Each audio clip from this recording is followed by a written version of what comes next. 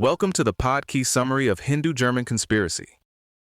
This one is about a revolutionary project that was far bigger, stranger, and more global than the usual shorthand suggests. During World War I, Indian revolutionaries, German officials, Irish Republicans, Ottoman contacts, and organizers scattered from San Francisco to Berlin to Southeast Asia all tried to turn the war into an uprising against British rule in India.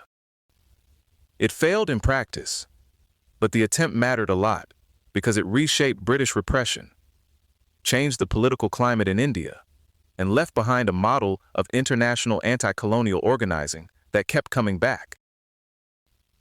Between 1914 and 1917, the core idea was to use Britain's wartime vulnerability to trigger a pan-Indian rebellion, especially by pushing soldiers in the British Indian Army into mutiny. And this wasn't a local conspiracy with a few outside donors hanging around the edges. It was genuinely transnational. You had the Ghadar Party on the Pacific Coast, Indian revolutionaries in Europe, the Berlin Committee, German diplomatic and military agencies, Irish Republicans, Ottoman actors, and other networks, all pursuing overlapping plans against the Raj. That scale gave the movement reach and ambition, but it also made everything harder. Different agendas, uneven trust, bad communication, and a lot of moving parts tend to do that. The Ghadar Party drew heavily from Punjabi immigrants in the United States and Canada, especially people whose anger had been sharpened by racist immigration laws and the Komagata Maru incident in 1914. So this wasn't abstract patriotism from a comfortable distance. A lot of these recruits had direct experience of humiliation and exclusion inside the empire and beyond it. From San Francisco, Ghadar's press published openly revolutionary material, including Hindustan Ghadar, and pushed the idea that armed struggle, not constitutional petitioning, was the way forward. Returning expatriates carried that message back to India and tried to build underground cells and recruit soldiers, particularly in Punjab, rather than work through the more cautious politics of the Indian National Congress. The boldest plan came in February 1915. The aim was simultaneous mutinies in regiments at Lahore, Firozapur, Rawalpindi, and other places, followed by moves on Delhi and Lahore. The date was first set for the 21st, then shifted to the 19th after fears that the network had been penetrated. That change didn't save it. The revised plan was exposed too. What's striking is the mismatch between scale and capacity. The conspiracy drew in thousands of returning Ghadarites, possibly close to 8,000 in Punjab alone. But it still lacked unified leadership, reliable communications, and dependable arms. So the ambition was enormous, but the machinery underneath it was shaky. That gap shows up, especially clearly in the arms smuggling operations.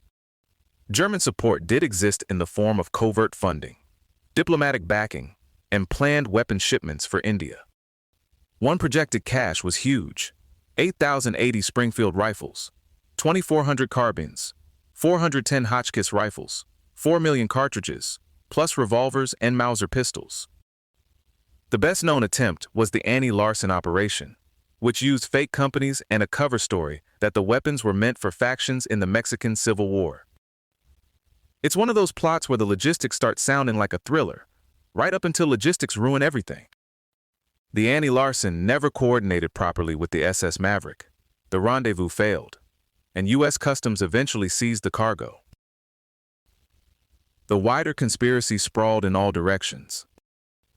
There were schemes for a Siam-Burma route into India, an attack on the Andaman Penal Colony, recruitment of Indian prisoners of war in the Middle East, and an Indo-German mission that hoped to convince Afghanistan to invade British India. Taken together, it shows just how expansive the anti-colonial imagination had become during the war. But most of these efforts broke down for pretty familiar reasons. Unreliable allies, obsolete or missing weapons, rivalries among the different participants, and the simple fact that Germany and the Ottoman Empire were dealing with changing fortunes of their own.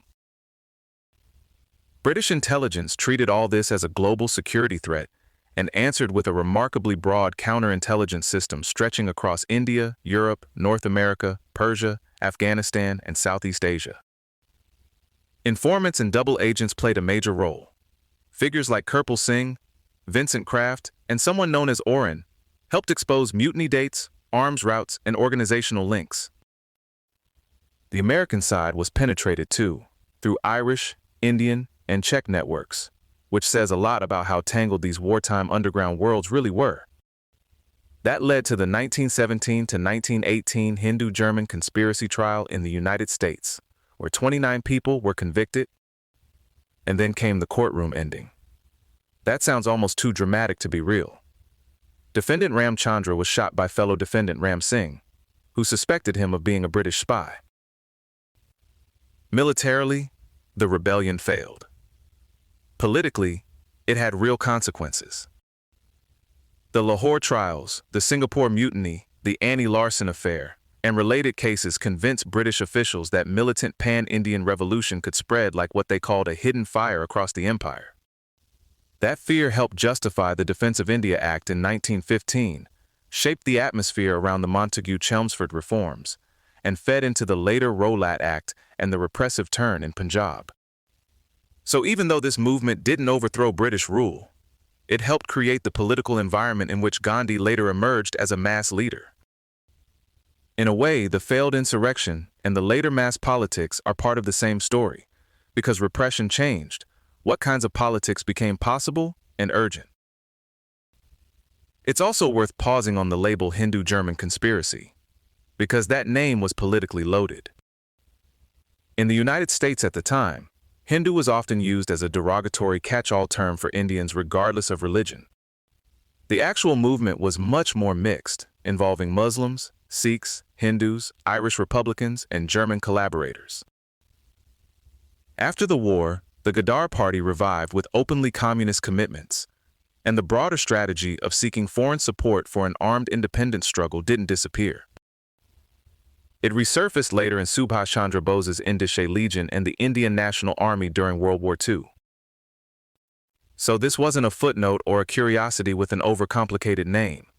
It was a serious, wide-ranging attempt to turn a world war into an anti-colonial opening, and it left a long political afterlife, even in defeat. And maybe that's the lasting thing here. Failed plots can still succeed at changing what empires fear. This episode was generated by Podkey. Create your own at podkey.fm.